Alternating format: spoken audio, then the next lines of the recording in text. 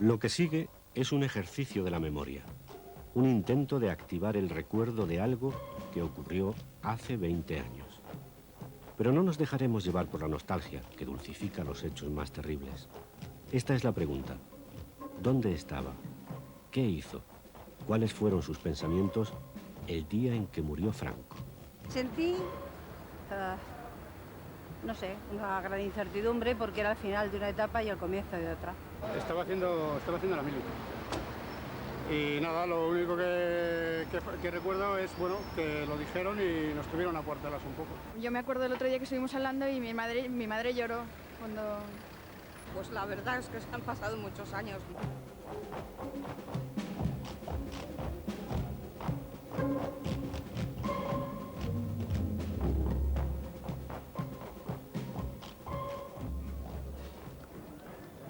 La nostalgia podría transformar a un déspota y cruel dictador en un amable anciano y a una sombría época de la historia de España en una larga etapa de paz y prosperidad, como dicen sus escasos, aunque ruidosos partidarios. Por eso, aquí solo vamos a recordar aquel 20 de noviembre de 1975.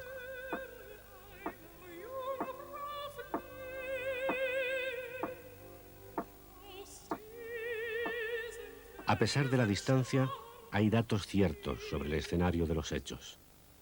Las montañas de Madrid estaban cubiertas de nieve. La nieve de la sierra hacía muy fría la noche. Terminaba un día en el que se habían producido precipitaciones en Galicia, el Cantábrico, cabecera del Ebro, norte de Cataluña y Baleares. En el resto, el cielo estuvo despejado, o al menos poco nuboso. En Madrid, como en tantas ciudades españolas, los ojos de aquel régimen agonizante vigilaba sin desmayo. Sin embargo, en muchos sitios esperaban botellas de champán y cava para ser descorchadas. También es cierto que otros iban a llorar por aquel final que se venía anunciando. Y nada ocurrió del modo que habíamos pensado que ocurriría, ¿verdad? Era una persona a la que yo detestaba intelectualmente y visceralmente, pero me entró una enorme congoja, ¿no? Una pena atroz por mí misma, supongo, y por ver aquellas miles de personas desfilando. Me quedó un gran vacío, ninguno de los sentimientos que esperaba, como de relax o de nueva vida que comienza o de a partir de ahora. No, fue una cosa muy triste, como de una gran inutilidad, ¿no? Tantos muertos, la guerra, tantos años, tantos odios. Sí, me entró un gran dolor, un gran dolor.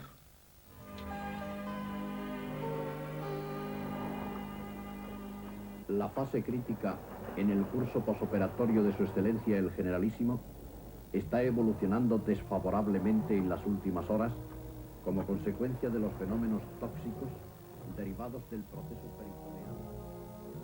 En este hospital agonizaba un anciano de casi 83 años y era una agonía provocada por la ambición de sus fieles.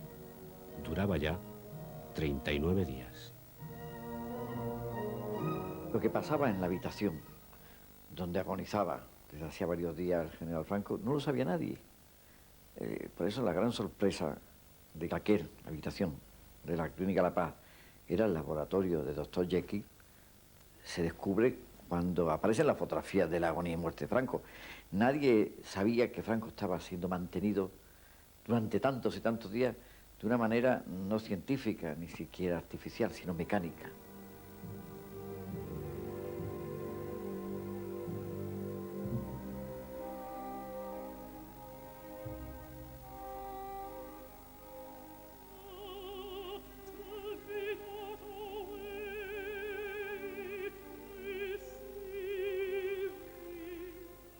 En la noche del día 19, Televisión Española tenía previsto emitir un musical realizado por Valerio Lázarov, con el cantante Julio Iglesias como protagonista. El programa fue suspendido.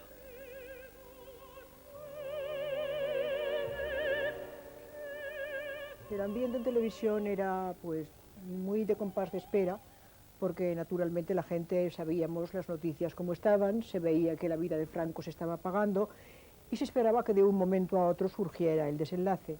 Y por lo tanto todo el mundo estábamos un poco a la expectativa de lo que había que decir, de lo que había que hacer. En informativos ya había programas especiales elaborados precisamente esperando que pudiera llegar aquel momento, y la locutora que estábamos de servicio, podía haber sido yo, podía haber sido otra cualquiera de mis compañeras, pues estábamos ya un poco más o menos en la onda de lo que se podía esperar que dijéramos. Y me tocó a mí anunciar que se cambiaba la programación.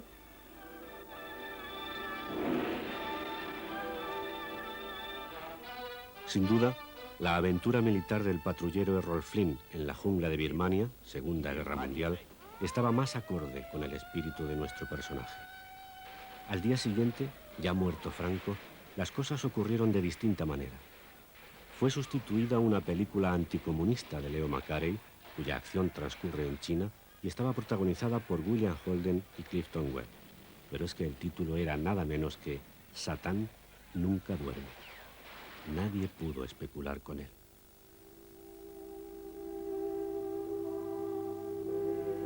En realidad, la programación de televisión española sufrió una profunda y lógica alteración. Así, se emitieron conciertos y reportajes. Se emitió el concierto que ofreció en el Teatro Real la Orquesta Nacional de España, dirigida por Ricardo Muti, con la participación del Coro Nacional dirigido por Lola Rodríguez Aragón. Se interpretaron las 4 Pezzi Sacri de Verdi, Ave María, Stabat Mater, Laudi y Te Deum. Fue en la madrugada del 4 de diciembre de 1892. En el primer piso del número 108 de la calle de María, acababa de nacer el segundo hijo varón del matrimonio Franco-Bahamonde, antigua familia de marinos. Los reportajes tenían como objetivo, naturalmente, la vida y la obra del general. Podemos citar los documentales Franco, ese hombre, y Al servicio de España.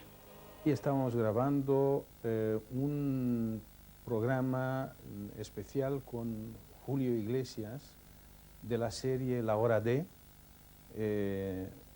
Rodábamos con él y en los estudios Roma no había equipos fijos de televisión española, no había tecnología fija. Estábamos grabando con una unidad móvil que nos dieron en aquella época, era una unidad móvil de color.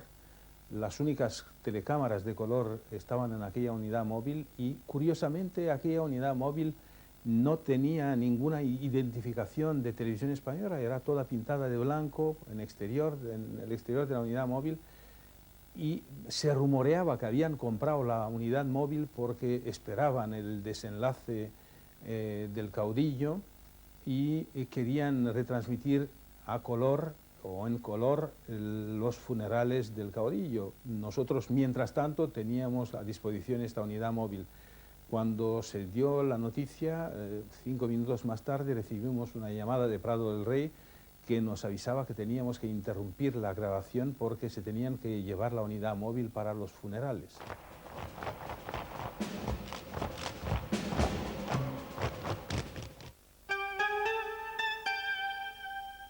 Vuestro hijo. Consejos ofrecidos por Alimentos Infantiles Nestlé.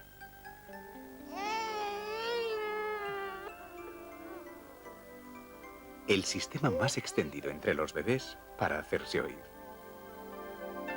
Con el llanto, simplemente te está comunicando algo. Por ejemplo, que ya tiene hambre. Es la hora de la merienda, su comida favorita. La merienda llega normalmente después de la siesta. En ese momento, el bebé tiene un gran apetito y muchas horas por delante para jugar. Aprovecha para darle una buena dosis de energía. Por ejemplo, frutas y cereales, que aportan las vitaminas y la energía que necesita.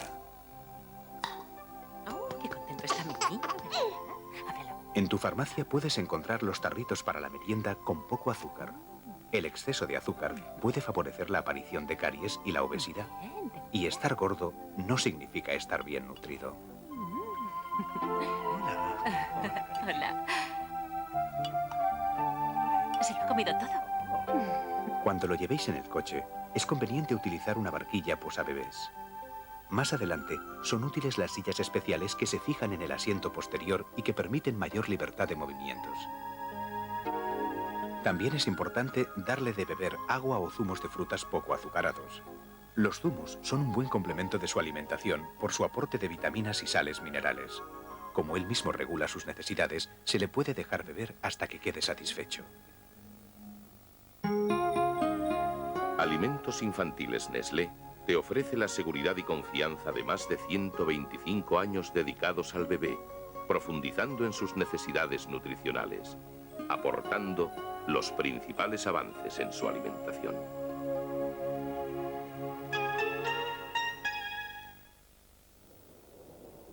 O de Verino.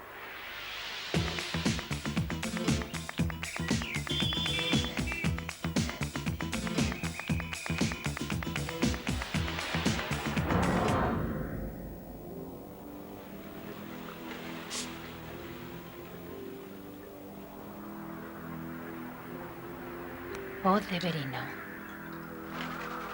La nueva fragancia de Roberto Verino. Tras la muerte de Franco, comienza en España el camino hacia la democracia.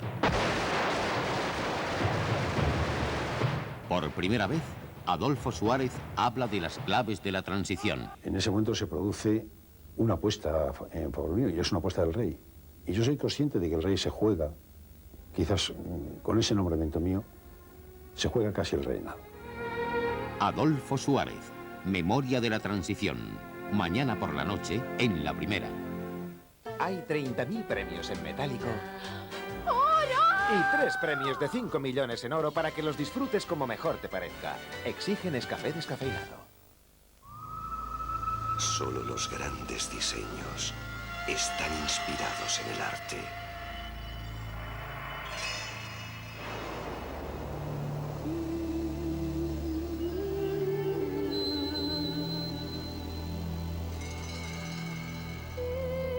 Cuando el arte y la tecnología se unen, nace el nuevo Opel Vectra. Con los innovadores motores Opel Ecotec y un nuevo control electrónico de tracción para una conducción inmejorable. Nuevo Opel Vectra. Arte en movimiento.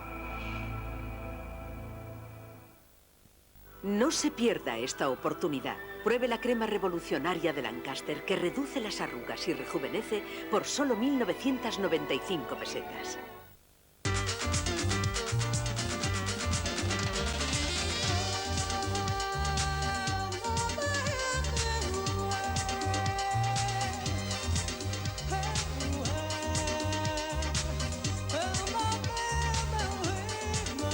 Eau de Rochas pour homme. Grandes secretos de la humanidad. ¿Hay un monstruo en el lago Ness? ¿Puede el hombre volar? ¿Cuál es el secreto de Telepizza? Pídenos lo que quieras, los mejores ingredientes, la mejor calidad y el mejor servicio. Todo menos nuestro secreto. Telepizza, el secreto está en la masa.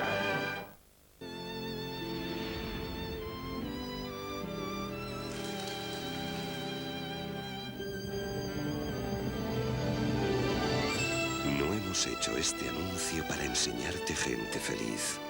Hemos hecho este coche para que haya gente feliz. Nissan Primera. Es la mejor promoción del invierno. Con más y mejores ofertas. En todo el Corte Inglés. 8 días de oro, lo nunca visto en precios.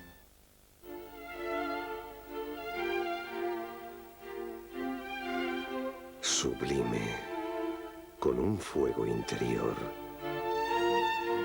y una irresistible belleza natural.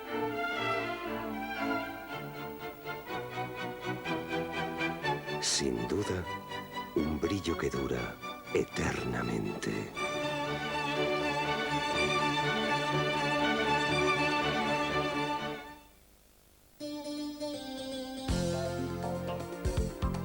Somos La Primera. Truqueu a Línia Directa Asseguradora i us podreu estalviar fins a un 20% en l'assegurança del cotxe. Ja està assegurat. Línia Directa Asseguradora, 902 123 123. Si la pasta fresca, el pavo, fuera un poco más fresca, el trigo aún estaría en el campo, el queso aún sería leche y los huevos aún estarían en la gallina. Pasta fresca, el pavo. No hay otra más fresca ni más suave. Pasta fresca, el pavo. Madre Deus.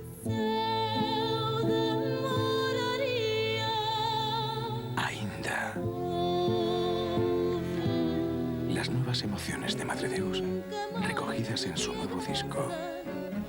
Ainda. El nuevo disco de Madre Deus. Braun presenta el nuevo Super Volume Twist. ¿Necesitas volumen? Consigue el volumen que quieras. ¿Buscas algo realmente diferente? Simplemente haz Twist. Twist. Nuevo Braun Super Volume Twist. Más volumen i nuevos estilos. La camamilla Orniman s'escull sempre quan surt el sol perquè conservi la frescor. S'elabora únicament amb la varietat més apreciada. Només així, Ornimans et pot oferir tot l'aroma i tot el sabor de la millor camamilla. Té i infusions Ornimans, experts per naturalesa. Hi ha gent que necessita una capacitat superior, molt superior. Otzein dona solucions concretes a problemes concrets. Otzein, tractament superior. Danone te presenta lo último para proteger tu salud. Actimel, que contiene un nuevo fermento natural, el Lactobacillus casei immunitas, que contribuye a proteger tu aparato digestivo y potencia las defensas naturales de tu organismo. Actimel, cada día protege tu salud. Somos la primera.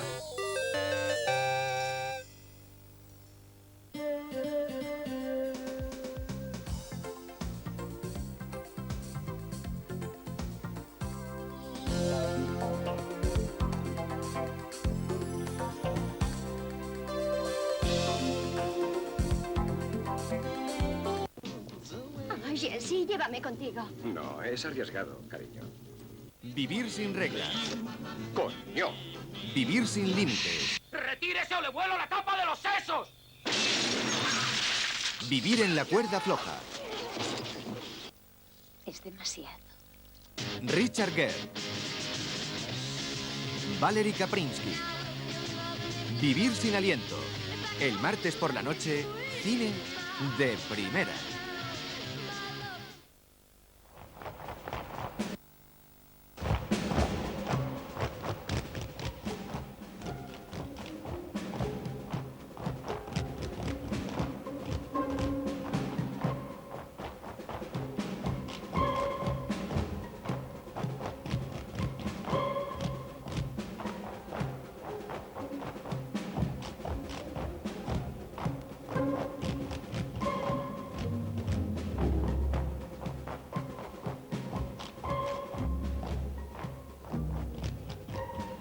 Recuerden, las visitas eran ya visitas de pésame.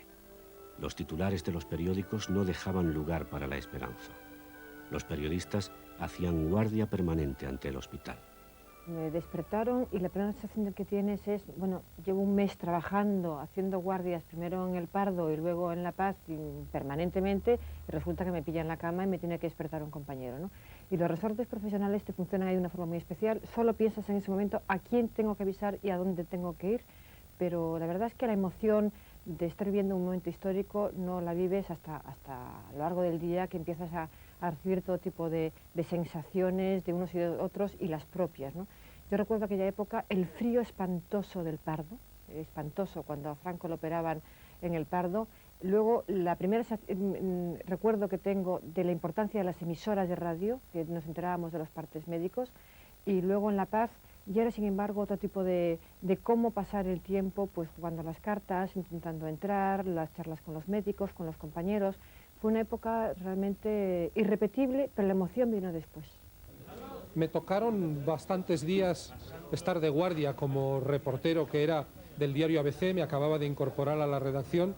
Me tocó estar de guardia bastantes días en La Paz, pero precisamente aquella noche, aquella madrugada del 20N, donde estaba de guardia era en un sitio muy distinto.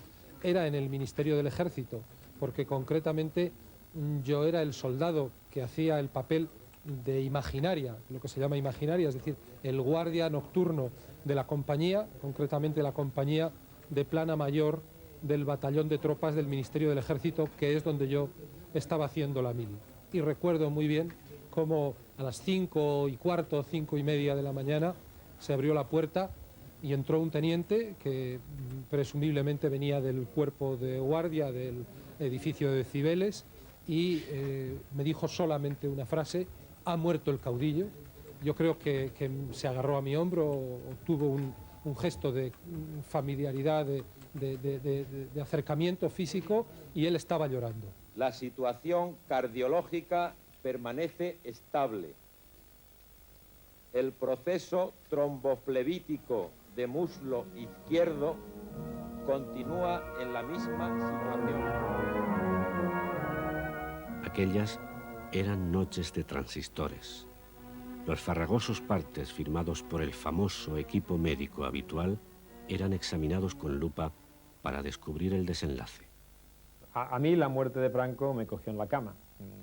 Estaba durmiendo, estábamos esperando el anuncio y por tanto dormíamos con la radio bajita y en un momento determinado notamos un cambio de sintonía, un cambio de música y yo desperté a mi mujer para decirle ya está. Y con aquel ya está, pues terminaba toda una etapa negra de la vida política española y iniciamos una etapa cargada de ilusión, pero también de inquietud, de incertidumbre, de saber cómo podríamos superar lo que era un tránsito obligado hacia una democracia que sabíamos que iba a llegar. Quizá no sabíamos exactamente cómo, pero lo que era evidente es que el tránsito era inevitable, era irreversible. El pueblo, en sus diversas manifestaciones a lo largo de estos años, ya había ido conduciendo las cosas hacia una solución que solo podía terminar en el advenimiento de la democracia.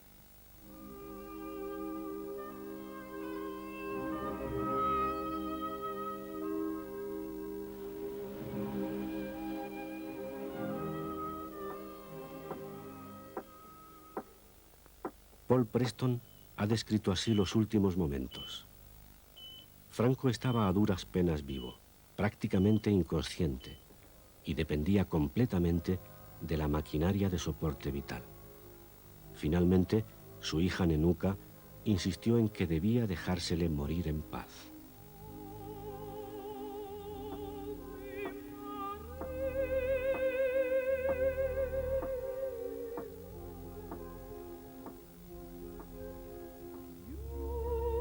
A las 11:15 de la noche del día 19 de noviembre, los varios tubos que le conectaban a las máquinas fueron retirados por orden de Martínez Bordiú.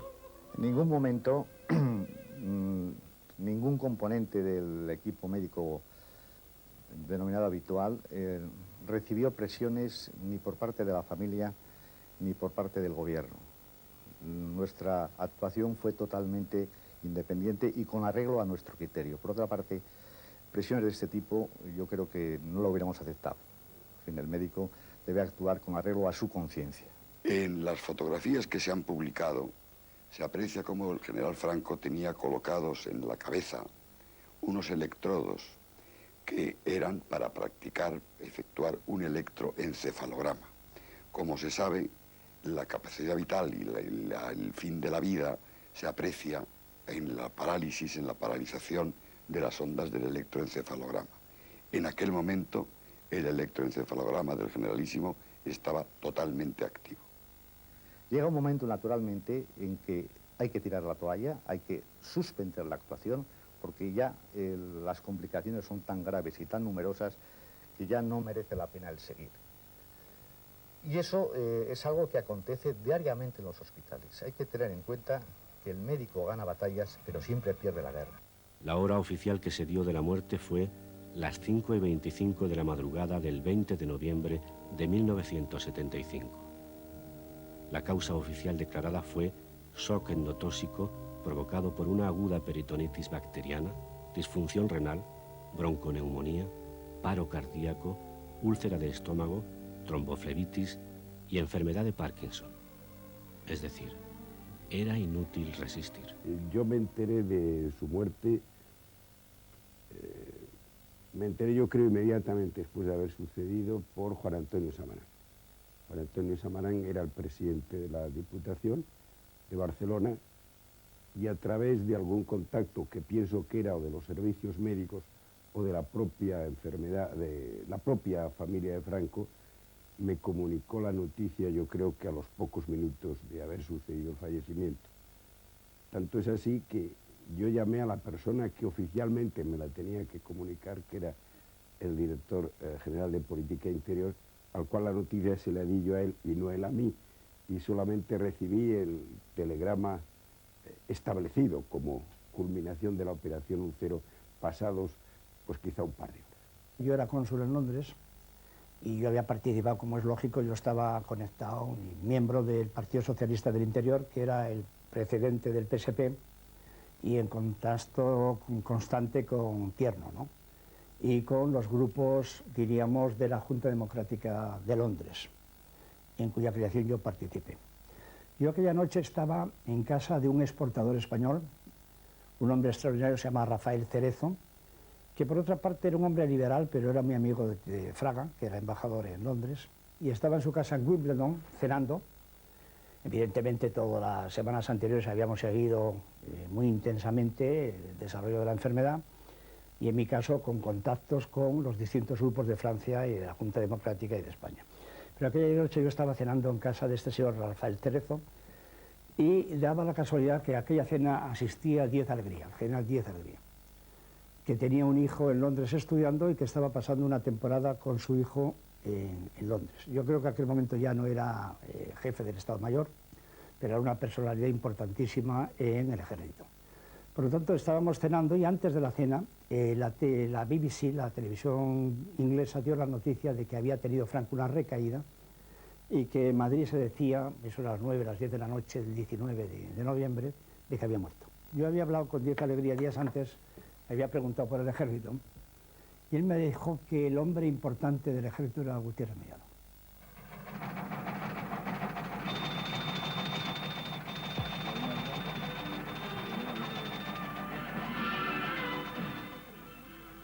La agencia Europa Press se adelantó al anuncio oficial y la noticia llegó hasta los periodistas que hacían guardia en la entrada de la clínica. Aquella madrugada del 20 de noviembre quedábamos aquí en el Hall de la Paz muy pocos periodistas, 4 o 5, no recuerdo bien. A eso de las 2:30 de la mañana aproximadamente, yo me levanté de uno de los sillones donde estábamos medio dormidos para venir hasta este lugar donde se encontraba la centralita de teléfonos para llamar por teléfono al diario Informaciones, del que yo era redactor. Al acercarme a la ventanilla, la señorita de la centralita, haciéndome señas, me decía, no llames, espera, porque ha muerto. Lo estaba escuchando a través de la centralita, que entonces era todavía de clavijas, y la noticia partía de las habitaciones que ocupaba Franco. Por aquel entonces yo tenía 25 años, vivía en Valladolid y trabajaba en la Michelin. Y el 20 de noviembre estaba de turno de mañana. Y fue en el autobús de la fábrica que a las 5:30, en la emisora que llevaba puesta el conductor, escuchamos el rumor, todavía sin confirmar, de la muerte de Franco. Lo inmediato fue un silencio total, ¿no? Pero rápidamente empezaron los murmullos, fueron increciendo hasta convertirse, bueno, pues en una especie de jolgorio, todo tipo de chascarrillos, de bromas, reflexiones no era el momento de hacer reflexiones, sino de exteriorizar esa alegría, de alguna forma, ¿no?, que generaba la noticia.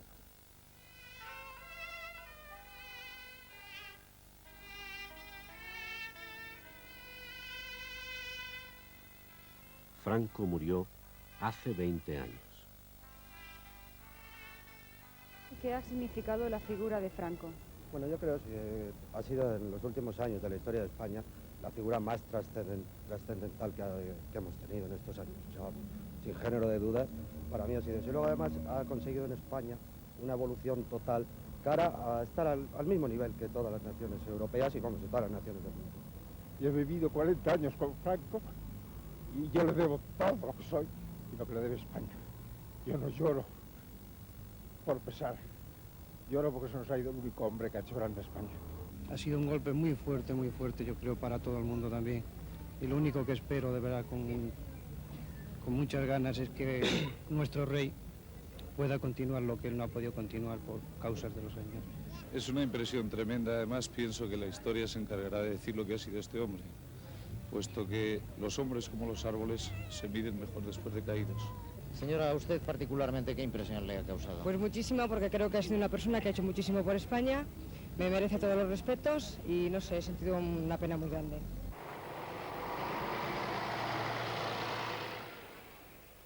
¿Guardamos memoria de aquel instante?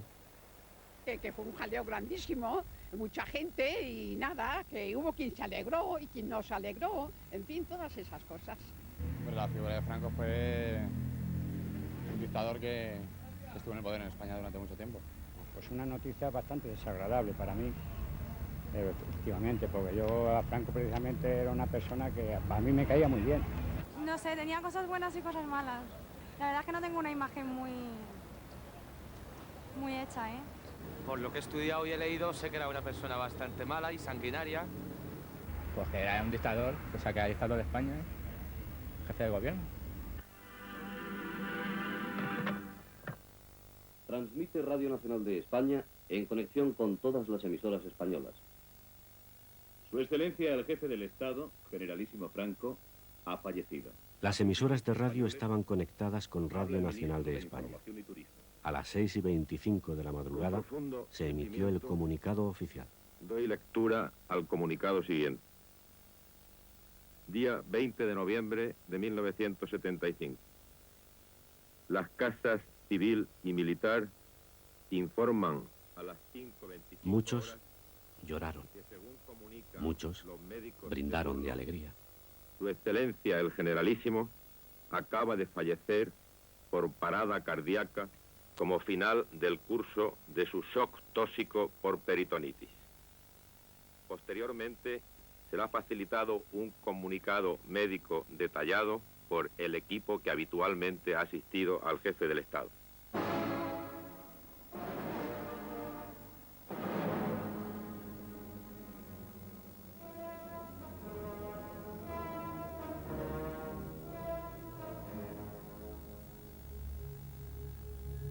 Los periódicos sacaron a la calle ediciones especiales y suplementos, con todo el material que habían preparado desde tiempo atrás.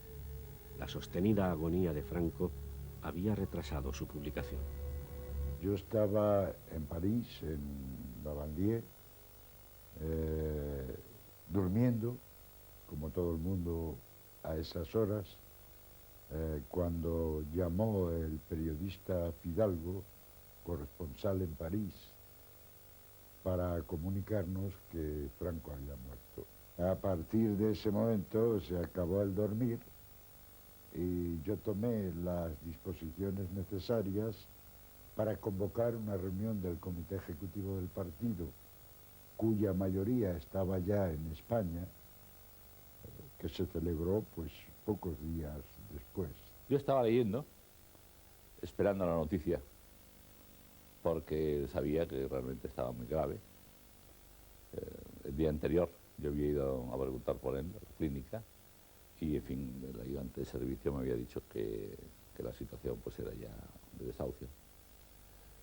Luego la noticia me llegó pues por los medios de comunicación y vi en la televisión al presidente del gobierno, Carlos Arias, en su breve y dramático por parte de él, porque estaba muy impresionado, mensaje.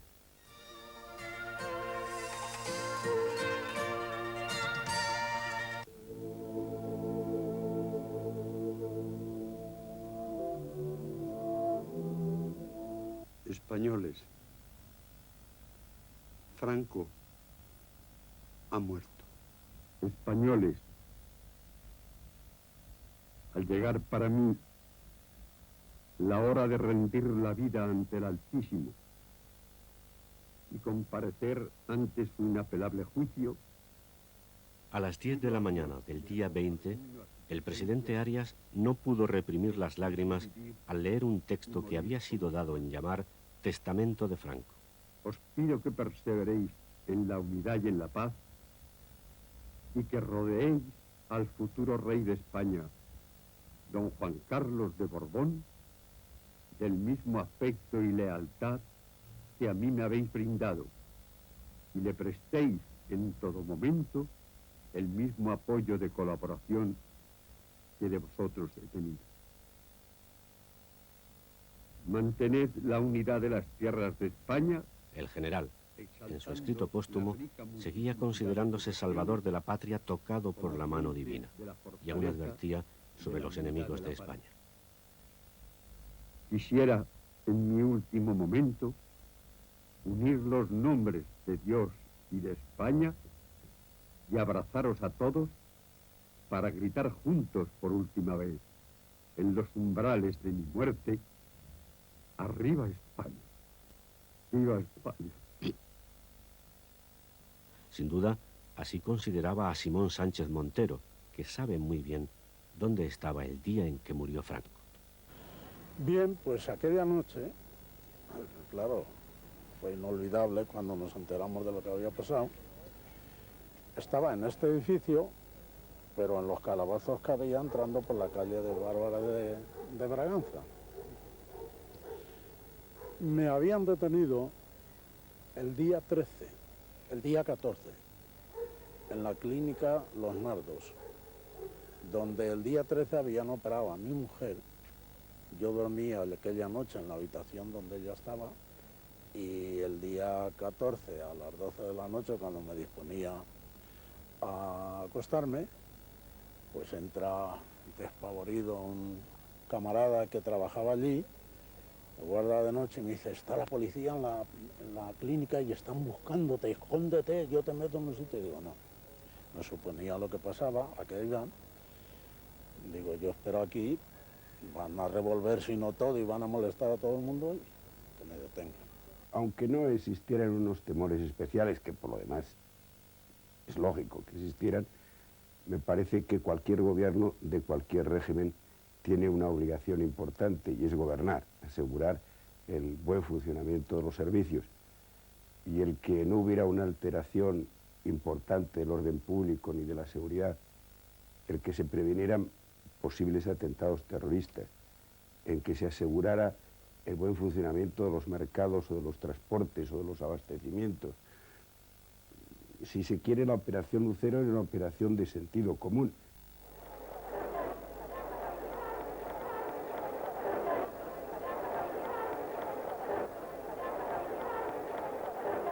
Los familiares de los presos acuden a diario a la puerta de la cárcel con la esperanza de su probable salida.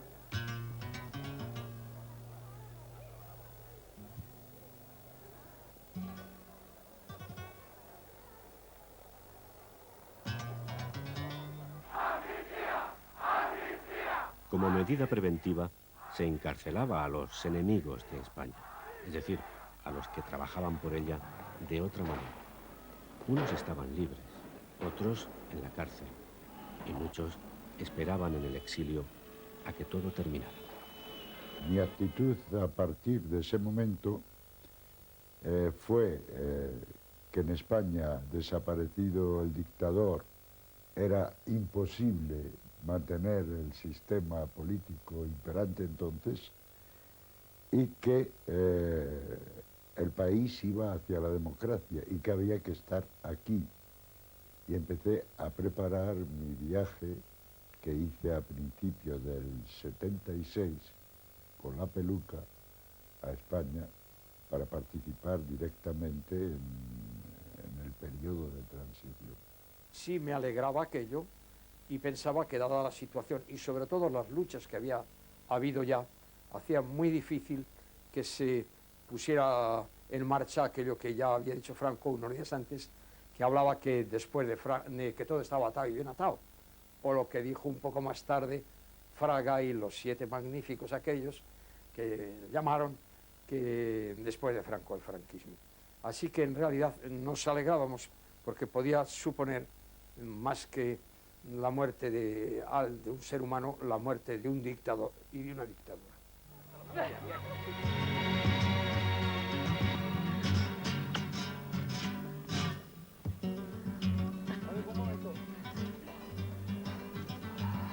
Ay, hombre.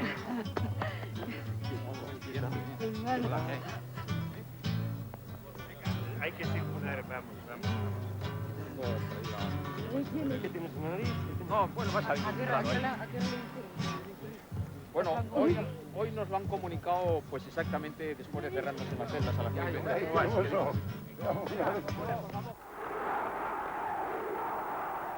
Porque era un régimen sin libertades, vergonzante, en el que se acostumbraron a vivir millones de personas y a los que les llegó la noticia que les abría de pronto el futuro. Era una muerte esperada, porque ya desde un año antes nos estaban diciendo que Franco se moría. Por lo tanto, no fue un momento, yo tengo que decir que para nosotros fue una liberación la muerte de Franco. Y desgraciadamente la recibimos con alegría, ¿por qué no decirlo? A primera hora de la mañana pues me enteré de la muerte del general, pues pensé lo que en realidad ya llevaba días pensando. Porque claro, la muerte sí era segura e ineluctable, ¿no? Y es de que pues empezaba una época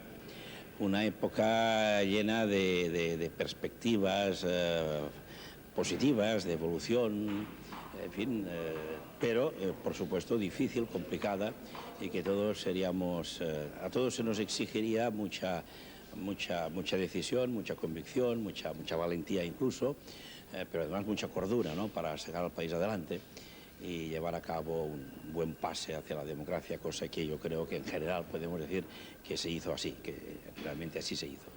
El afán es alguien, las espadas, y si Dios os tortura, dejaoslo también. Lo importante es estar muy unidos.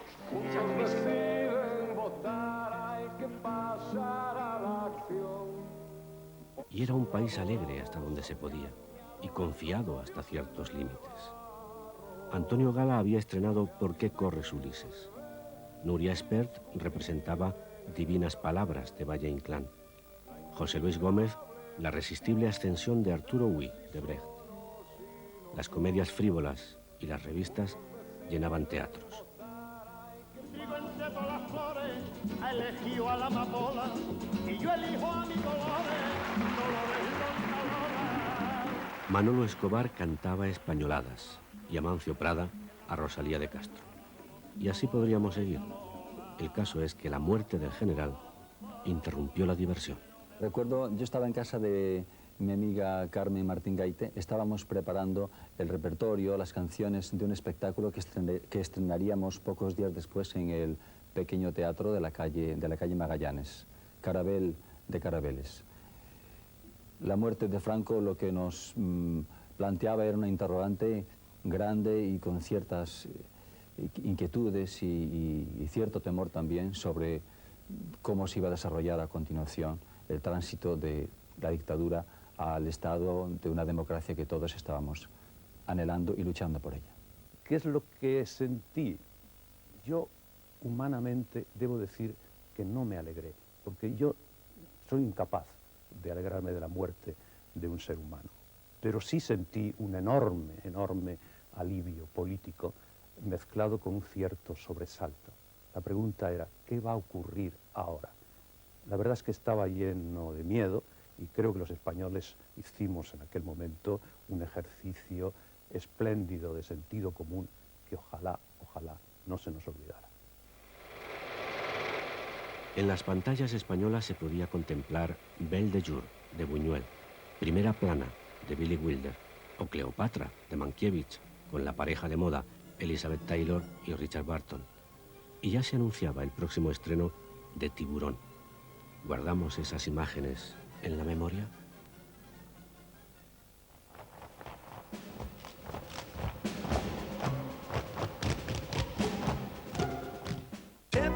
Hemos estado pensando cómo hacer una financiación que estuviera al nivel de la preparación de Clio, pero no se nos ha ocurrido nada.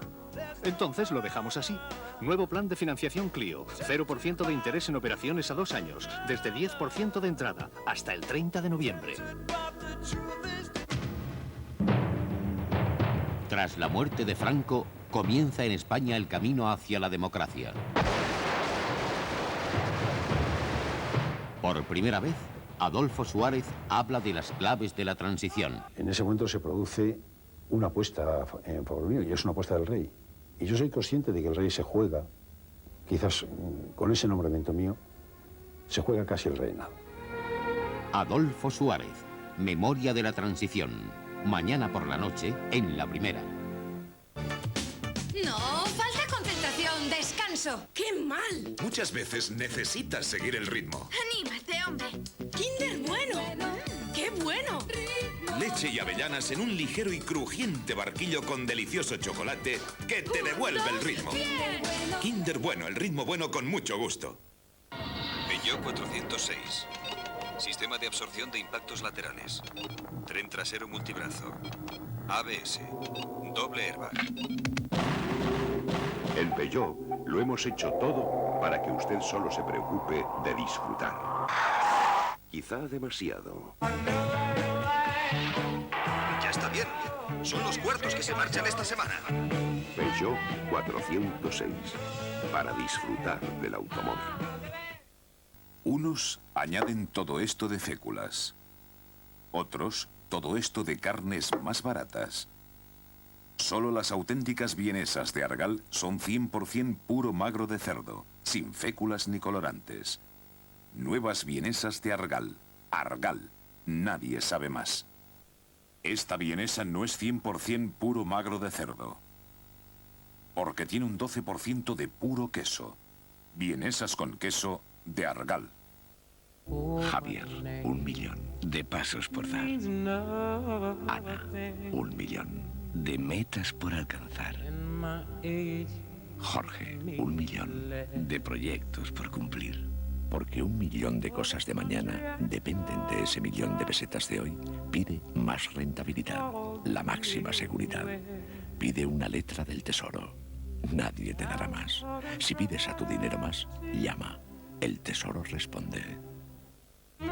Caramelos Halls con acción vapor. Despejan y suavizan. Y ahora fresa mentolada sin azúcar. Despejan que da gusto. No son sus ojos. No son sus labios. No son sus manos. No son sus gestos. No sé qué tiene. Aura Loewe. ¿La tienes o no la tienes? Si usted sabe que Fairy dura mucho más que un lavavajillas normal, ¿por qué no se cree que es más económico? Esta es la fuerza de un lavavajillas normal. Y esta, la de Fairy Ultra. Su poder antigrasa es 2, 3 y hasta 4 veces mayor. Mientras que este lavavajillas ha podido con todos estos platos, la misma cantidad de Fairy Ultra ha lavado 1, 2, 3 y hasta 4 veces más. A todas luces, Fairy es más económico. Fairy Ultra, cunde más de lo que cuesta. Curso IBM de Informática Práctica, con el sistema operativo OS2 Warp y programas originales para dominar las últimas tecnologías. Fascículo 1 y 7 disquets por 995 pesetas. He venido antes de que abran para contaros en primicia lo del Bonofor y el Fiesta Porto. Cosa guapa y bien equipada de serie, dirección asistida, radiocassette con frontal extraíble, elevalunas eléctrico, cierre centralizado. Y ahora viene lo mejor, el precio, 1.398.000 pesetas. No desde 1.398.000 pesetas, tal cual. Ya puedes darte prisa.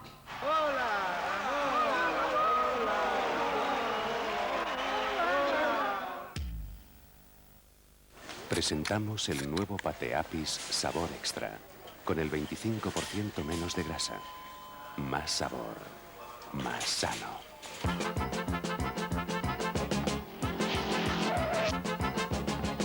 Pate Apis Sabor Extra, el extraordinario sabor de la alimentación sana. Me gusta. Nueva fregona suave Vileda, con doble capa y corte en zigzag. Resiste más, seca más y es más manejable. Ayúdate con Vileda. Este mes, el Opel Corsa 5 puertas tiene el precio del 3. Decídete. Con el Corsa más familiar, compras 5 y pagas 3. ¿Una inspección? Bien. Si pasamos la prueba de limpieza, organizamos el campeonato. Hemos usado un especialista. ¿Seguro? ¿Necesita ayuda? Veamos. ¿Queda suciedad? Confíen en un auténtico especialista. Ten Baño. Su fórmula densa con bioalcohol llega al fondo de la suciedad. Se aclara a la primera. Elimina los restos de cal. Así limpia un auténtico especialista. ¡Qué brillo! ¡El campeonato es nuestro! Ten Baño con bioalcohol. El algodón no engaña. Dio y no recibió. Confió demasiado. Se sintió engañado. Decepcionado. Solo. La vida nos enseña en quién podemos confiar. Conózcanos. Zurich Seguros es la compañía que cumple sus compromisos. Somos responsables. ¿Qué esperas de tu crema suavizante? Quiero que me deje el pelo suave y sano hasta las puntas. Antes acababa con las puntas abiertas a base de tijeras. Eso se terminó con la crema suavizante Pantene. Sus provitaminas penetran profundamente. Pantene sanea todo el pelo hasta las puntas. Mi pelo está suave, sin enredos y sano hasta las puntas. Crema suavizante Pantene Pro V. Pelo tan sano que brilla. ¿Puntas abiertas? ¿Dónde? Este vampiro, que está entre nosotros, que tiene la fuerza de 20 hombres, es pavoroso. La crueldad del príncipe Vlad, el empalador, dio origen a la leyenda del vampiro. La literatura y el cine lo convirtieron en mito.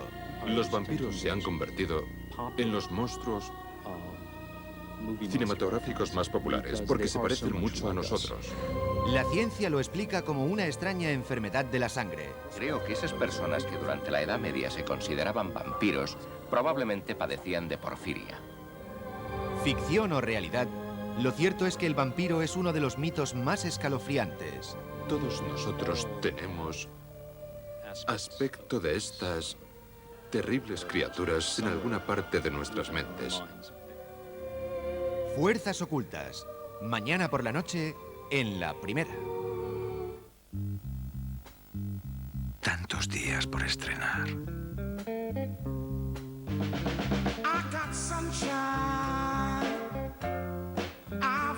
Tanta vida por vivir.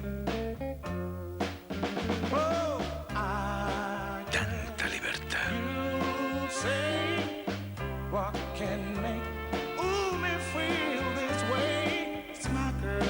Hilarios, tanto por sentir.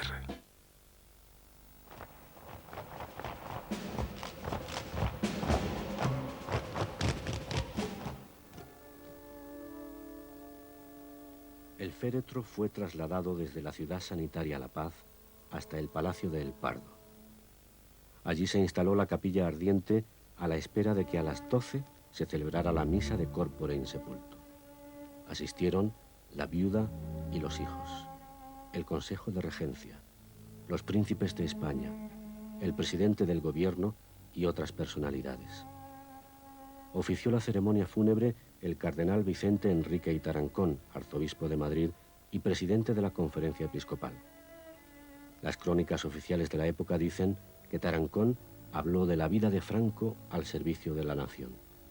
Pero el cardenal, que ya estaba en el punto de mira de los ultras, también habló de paz, libertad y desarrollo.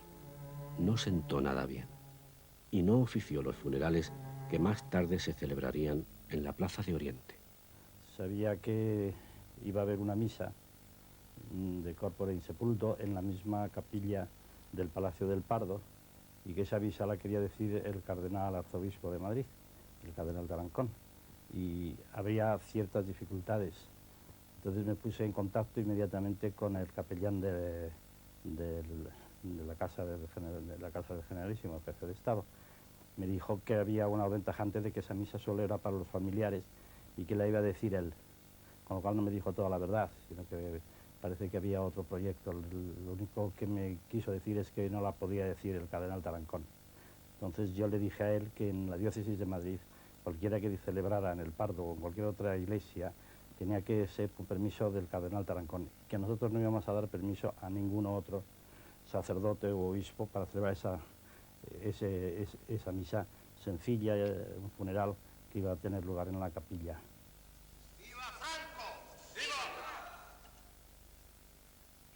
Pero estábamos de luto. El cadáver fue expuesto en el Palacio de Oriente hasta donde llegaron en interminables colas entre 300 y 500.000 personas.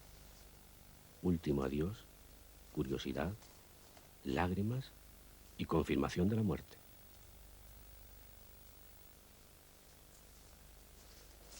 El general ya no vestiría más uniformes excesivos. ni se pisarían en palacios oficiales tan mullidas alfombras, ni se convocarían recepciones, y las cervices inclinadas serían muchas menos, naturalmente. Habría que ir pensando en desalojar espacios, en evacuar papeles, en trasladar joyas y cuadros y antigüedades y depositarlas en propiedades familiares. Dicen que doña Carmen lloró cuando, pasado el tiempo, tuvo que abandonar el Pardo. ¿Y de qué pensé que podría ocurrir? Pues lo que estaba previsto, es decir, la ley de sucesión, fue lo que aconteció. La coronación del rey, luego la reunión con el presidente, que todavía lo era, Carlos Arias, y que la vida continuaría. Es decir, que en ningún momento pensé que pudiera haber un hiato en la vida nacional. Creo que todo estaba atado, bien atado, y funcionó. Pero el dolor no tanto fue por la muerte de Franco, sino porque yo entendía, y alguna experiencia servía de apoyo a este criterio, que a Franco se le iba a enterrar, evidentemente, y se iba a enterrar pues con solemnidad, o sea, el entierro del jefe del Estado. Un jefe del Estado que todavía al morir estaba rodeado de una serie de colaboradores que tenían que hacer honor a esa colaboración pues con un homenaje póstumo al caudillo. Pero yo no intuía, ¿verdad?, sino que podía profetizar, conociendo a los personajes que rodeaban a Franco en aquellos momentos políticos, que al día siguiente de la muerte de Franco empezaría la tarea demoledora de su propio quehacer. ¡Viva España! ¡Viva España! ¡Viva el país que sea, coño! ¡Viva España! ¡Fuera Europa, hijos de puta! ¡Coño!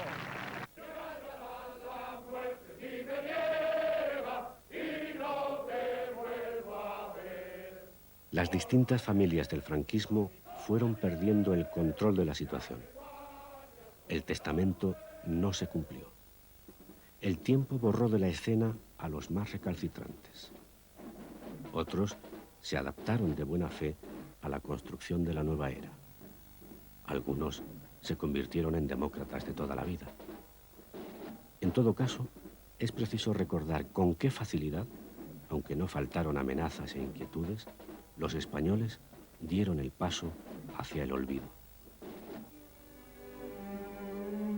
Este es un dato fundamental. La pesada losa del Valle de los Caídos cegó la tumba del general Franco.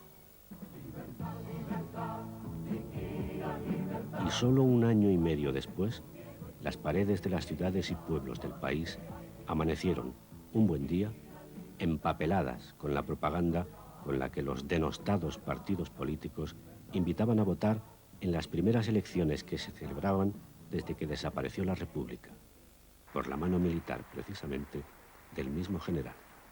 Había pasado tanto tiempo. ¿Acaso no era lícita la alegría que aún permanece en la memoria? Cuando se sabía que Franco estaba a punto de morir, el Tribunal de Orden Público seguía señalando juicios, y a mí me ocurría entonces que iba en coche a Madrid con la radio puesta, pensando que en el momento mismo que se comunique la muerte de Franco yo doy media vuelta y vuelvo a San Sebastián. Pero no ocurrió así. En realidad, cuando murió Franco yo estaba aquí en mi casa en San Sebastián. Y la sensación que uno sintió aquel día es una sensación doble. Yo diría, por un lado, de liberación. Por fin ha muerto el dictador. Pero por otro lado también una sensación de inquietud, pensando, ¿y qué va a pasar ahora? Porque en el fondo todos pensábamos que Franco, siendo lo que era, sujetaba un poco a los poderes fácticos más duros del propio franquismo. Al desaparecer no sabíamos lo que iba a pasar.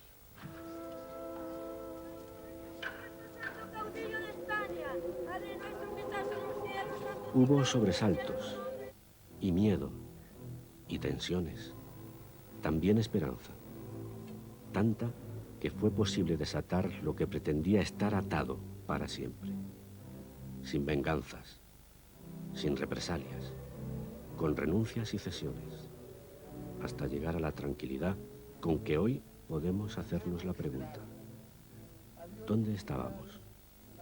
¿Qué hicimos?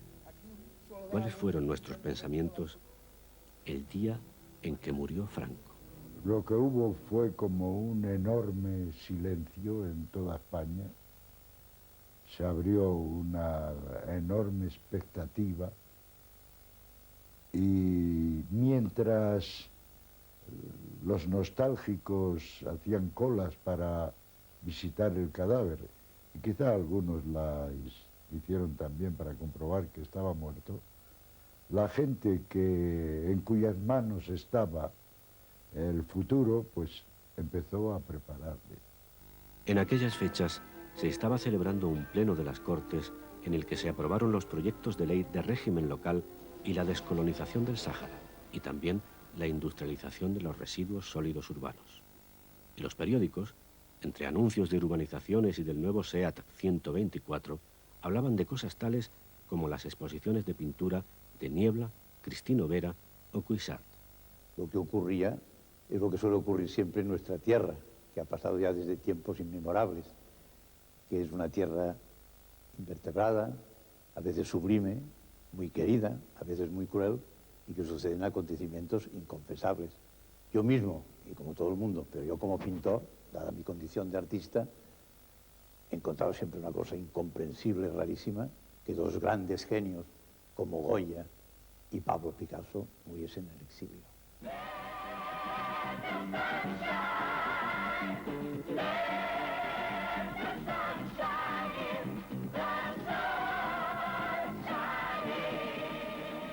La cartelera también anunciaba Hair, el musical de inocente estética hippie, puesto en escena por la compañía original de Londres y Nueva York. Faltaba más.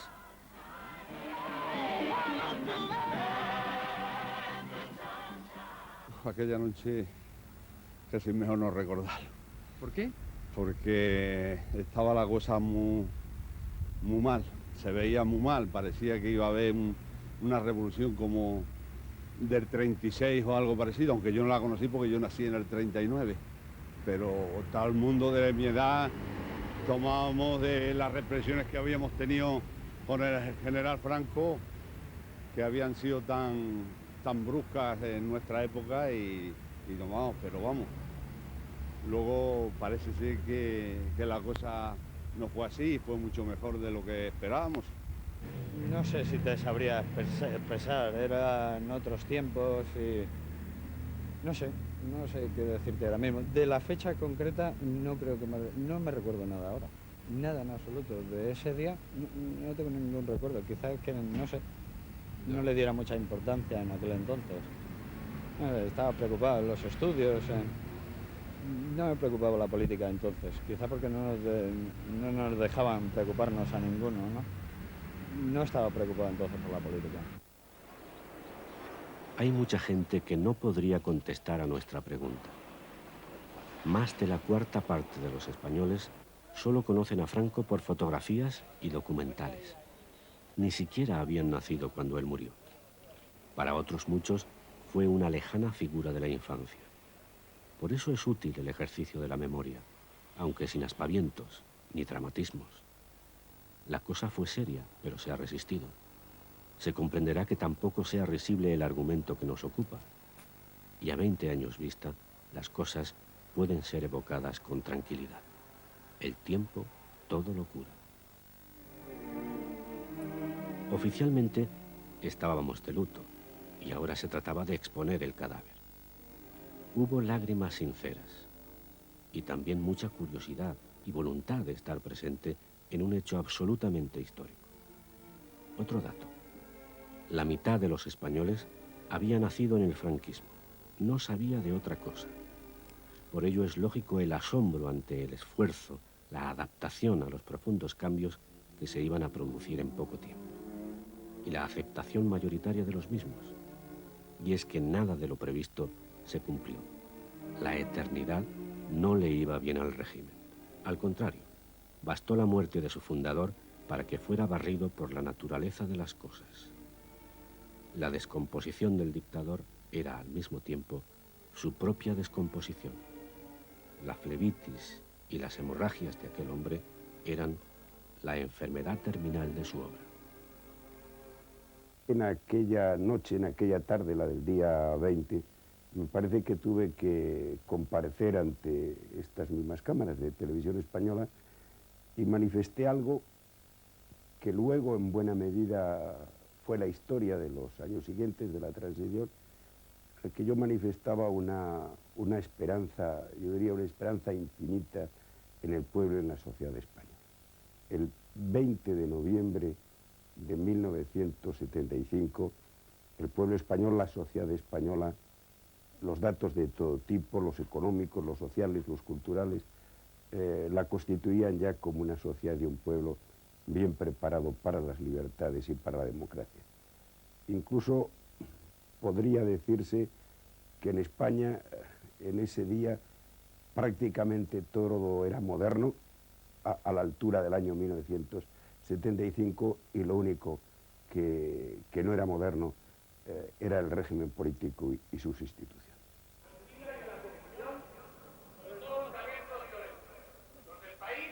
Se sabe que siempre quedan restos del naufragio y que una y otra vez, cada año al menos, aparecen con desparpajo, mostrando la violencia que les alimenta.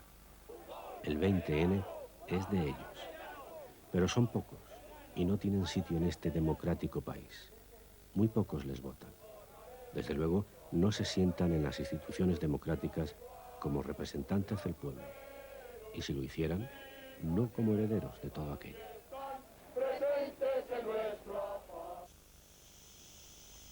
Y había sido un año como tantos otros, con sus noticias malas y sus noticias buenas.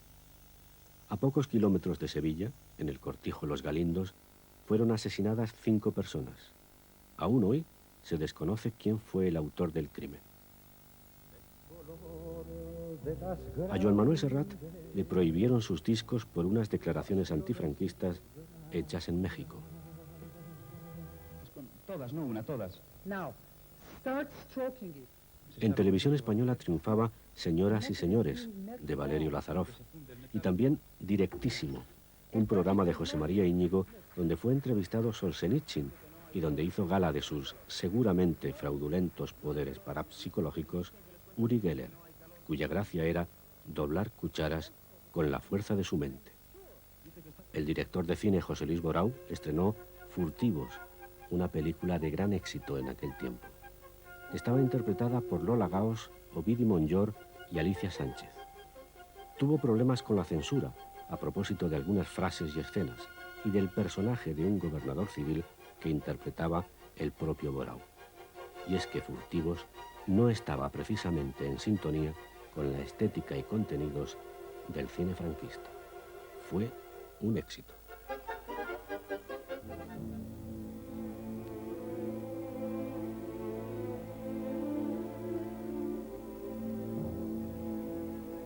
El tópico suele hablar de los logros económicos y sociales de la era Franco. Si seguimos las reflexiones del profesor Ramón Tamames, desde el final de la Guerra Civil hasta el año 51, el hambre y la miseria caracterizaron un estancamiento económico insufrible.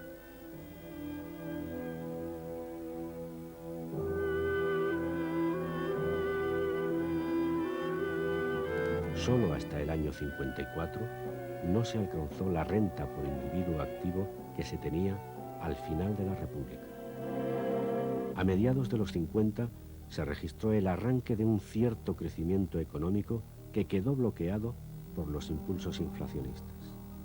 Obligada operación estabilizadora hasta el 61, que serviría de marco al desarrollismo de los 70. Crecimiento con costes sociales elevados que la propaganda quiso ocultar.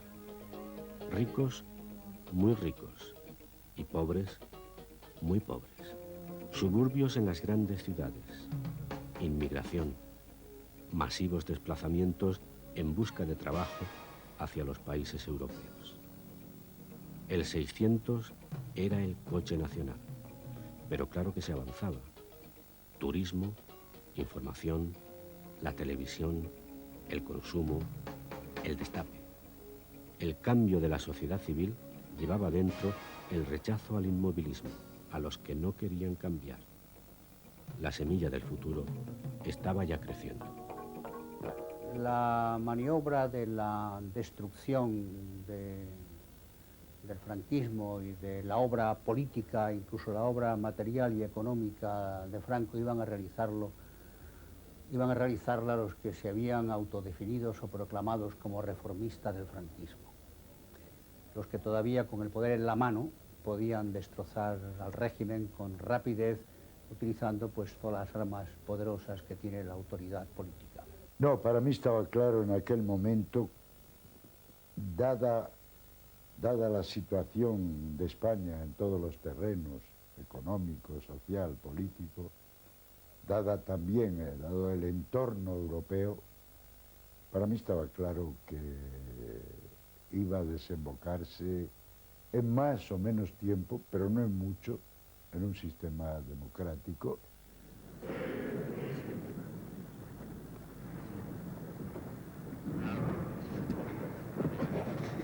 Ay, lo que hemos perdido en este santo caudillo de España, cuál buena ha sido para los españoles, cuánto te queremos todo lo que has hecho por nosotros, Dios te bendiga.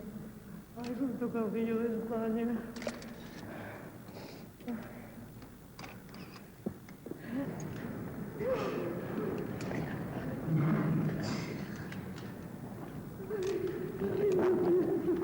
Así pues, habíamos quedado en que centenares de miles de personas desfilaron ante el cadáver.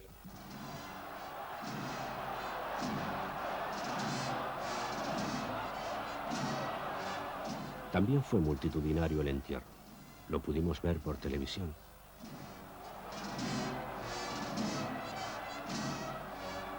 Este hombre llevó una espada que le fue ofrecida por la Legión extranjera. Primero la ceremonia religiosa fúnebre en la Plaza de Oriente, oficiada por el cardenal primado Monseñor González Martín, que elogió al difunto. El arzobispo de Madrid, el cardenal Tarancón, no fue bien visto para la ocasión. La Compañía de la Cruz. Dentro de unos instantes va a iniciarse el desfile de las tropas. Después, el féretro es colocado sobre un camión del ejército.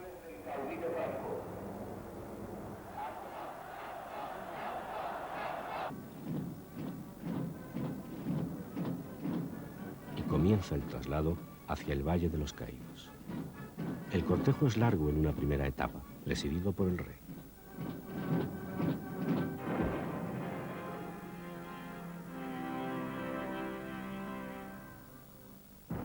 Luego, la ceremonia del enterramiento y el cierre de la tumba con una losa de granito de 1.500 kilos.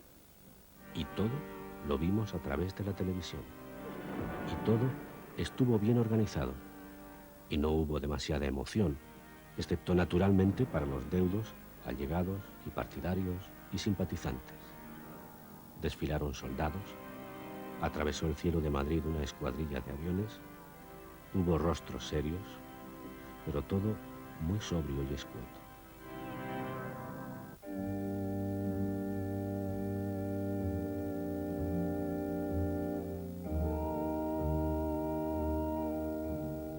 En fin, ¿recordamos todo aquello? ¿Acaso la memoria nos traiciona? Podremos comprobarlo una vez más. ¿Dónde estábamos? ¿Qué hacíamos? ¿Qué pensamientos cruzaron nuestra mente?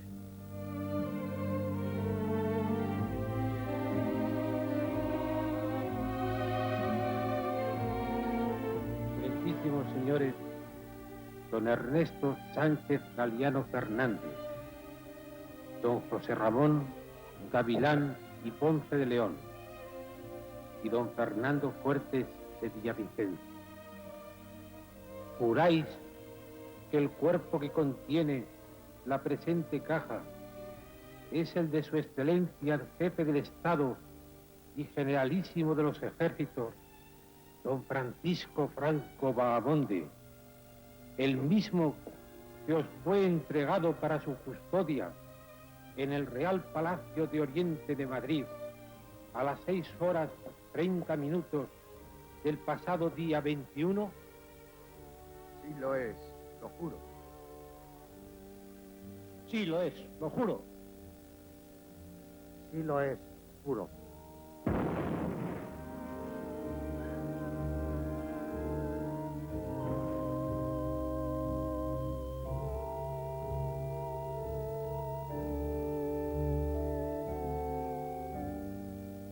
La lápida es una pesada losa de 1500 kilos tallada en granito de Alpedrete. Se ha colocado no sin dificultades y han sido precisos ensayos anteriores. Una cruz y un nombre, Francisco Franco. Eso es todo. En una basílica que el aquí sepultado concibió como un inmenso osario para los vencedores de la guerra civil y que fue construido por las manos de muchos rojos y desafectos al régimen, encarcelados por pensar de distinta manera y que redimían penas con su esfuerzo. En su mente quizás pensó que aquel sería un lugar de peregrinación, la sepultura del padre a la que se vuelve una y otra vez. Lo cierto es que la fosa de la Basílica del Valle de los Caídos es solo, y así debe ser, un hueco en el corazón de sus familiares. Y hasta allí se llegan cada año, cada 20 de noviembre, sus ya escasos partidarios.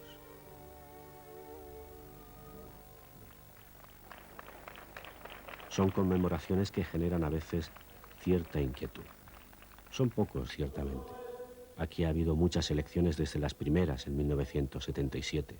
Ellos jamás superaron el 2% de los votos, cuando llegaron a ese porcentaje.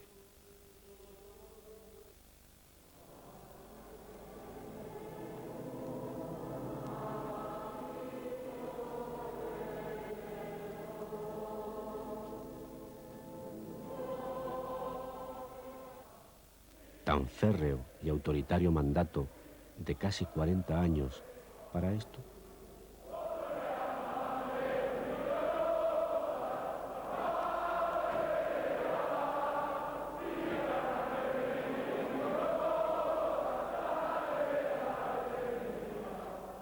Yo pertenezco a una generación condicionada por la, diríamos, la duración enorme del régimen de Franco y con una frustración, como es lógico, personal y con una militancia muy clara frente a aquella situación, pero naturalmente yo tenía la impresión de que podía producirse una transición sin grandes traumas, pero no se podía descartar tampoco que hubiese pues, una reacción de tipo radical, no por parte de la izquierda, porque ya era sabido de las posiciones de comisiones obreras, del Partido Comunista, de los grupos pequeños que constituían la oposición de entonces. Yo digo ya que pertenecía al PSI, PSP, y también los monárquicos. Entonces nosotros pensábamos en la posibilidad de una restauración en la persona de don Juan. Pero también nos íbamos dando cuenta de que las cosas estaban montadas de tal manera de que lo más probable era la sucesión en don Juan Carlos. Pero no éramos, yo personalmente no era pesimista. Yo creía que se habría un porvenir bastante bueno para España, pero que había un tránsito donde podían ocurrir accidentes. Han pasado 20 años, lo suficientes para que el recuerdo emocional haya dejado paso a la constatación histórica. Los medios de comunicación así lo reflejan estos días. Libertad sin ira fue una famosa canción de la transición hacia la democracia. Libertad sin ira. Democracia. Tan generosa que permite a los airados que no creen en ella lanzar sus proclamas y gritos ultras, vestir sus ropajes fascistoides, mostrar en público su imagen vieja, tan lejana de nuestros días. Aunque es fácil observar que la puesta en escena ya no es la que era. Si en otro tiempo, en numerosas ciudades españolas, se celebraban manifestaciones franquistas con ocasión del 20N, se trataba de acompañar ruidosamente las intenciones golpistas, los planes antidemocráticos que nos amenazaron durante la transición. Pero ya no hay lugar ni es hora de aventuras inmovilistas. No tendrían respuesta. Por ello, ahí están cada noviembre, en grupos cada vez más pequeños, acercándose al Valle de los Caídos, lanzando sus gritos que cada vez oye menos gente. Ahí están gracias a la generosidad de la democracia. Generosidad que, repasemos la historia, ellos no han tenido con los que pensaban de otra manera. Pero pronto serán solo una cita en un libro.